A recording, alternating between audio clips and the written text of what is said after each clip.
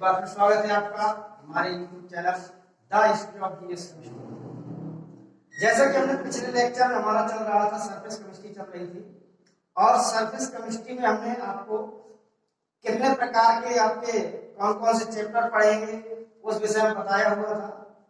आज हम लोगों का जो लेक्चर है वो है कोलाइडी विलयन बनाने की विधियां, method of preparation of colloidal solution.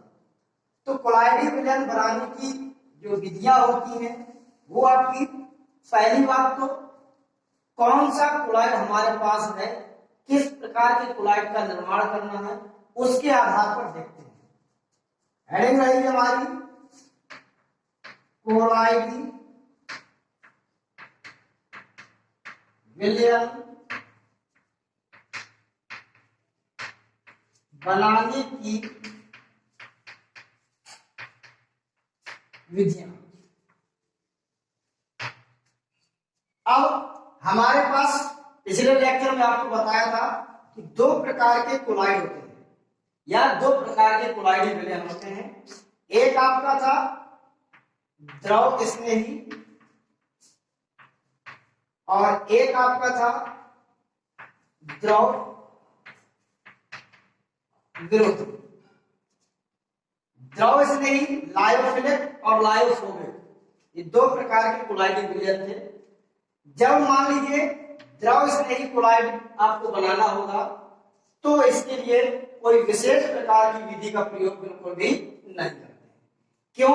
क्योंकि इसमें जो परिक्षेपण माध्यम और परिक्षेपित व्यवस्था के बीच जो बंधुता होती है, अट्रैक्शन होता है, बहुत जोरों का होता है, बहुत तेजी से होता है, इसलिए ये आसानी से अपना कोलाइडी विलयन बना लेते हैं। इसलिए इसके लिए कोई भी आवश्यक हमें यंत्र या संयंत्र कोई विधि का प्रयोग नहीं करते इनको बनाने के लिए। जैसे गोंद होता है आपका, जिलेटिन होती है आपकी, ये सब आपके कोलाइडी द्रव स्नेही के अंतर्गत आते हैं। वहीं पर यदि देखा जाए द्रव विरोधी की बात करें तो द्रव विरोधी के लिए हमारी मेन दो प्रकार की विधियां होती हैं। क्यों? क्योंकि इनके कणों के मध्य में जो आपका उच्च बंधुता होती है वो आपकी बिल्कुल भी नहीं होती है, इसलिए जबरदस्ती मिलाकर के हमें इस विलयन को तैयार करना पड़ता है। इसके लिए दो प्रकार के हम विधियों का प्रयोग करते हैं। एक होती है आपकी परिक्षेपण, डिस्पर्जन मेथड, और दूसरा जो होता है आपका संघनन विधि, कंडेंसेशन मेथड। ये दो प्रकार की विधियों का हम प्रयोग करते हैं। परिक्षेपण विधि की बात की जाए तो परिक्षेपण में आपको मेनली टू टाइप की विधि पढ़नी है। होती वैसे आपकी और भी है, लेकिन दो आपकी मेन बोर्ड में, यूपी बोर्ड में ज्यादा पूछी जाती हैं। एक होता है आपका यांत्रिक परिक्षेपण और दूसरा होता है आपका ग्रेडिंग आर्क विधि। ये दो विधियां आपको यहां पर पढ़नी है। जबकि अगर संघनन विधि की बात करें तो संघनन में आपको चार विधियां पढ़नी है। चारों आपकी इंपॉर्टेंट विधियां हैं, जिनमें से दो तो आपकी बहुत पूछी जाती है। सबसे पहला आपका इसमें होता है एक ऑक्सीकरण विधि और दूसरा होती है अपचयन विधि, तीसरा होता है आपका जल अपघटन और चौथा होता है आपका उभय। ये चार प्रकार की विधियां संघनन में पढ़नी है आपको, और दो प्रकार की विधियां आपको यहां पर परिक्षेपण के माध्यम से पढ़नी है। तो ये आपकी द्रव विरोधी कोलाइडी विलयन बनाने की विधियां हैं। इनमें से सबसे पहले हम लोग यांत्रिक परिक्षेपण की बात करेंगे।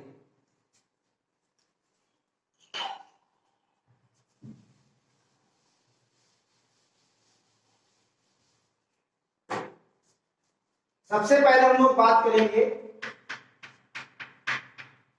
यांत्रिक परिक्षेपण। ये एक प्रकार की, जिस प्रकार से आटा पीसने वाली चक्की होती है उसी प्रकार से होता है। इस प्रकार से हम लोग मिल लेते हैं।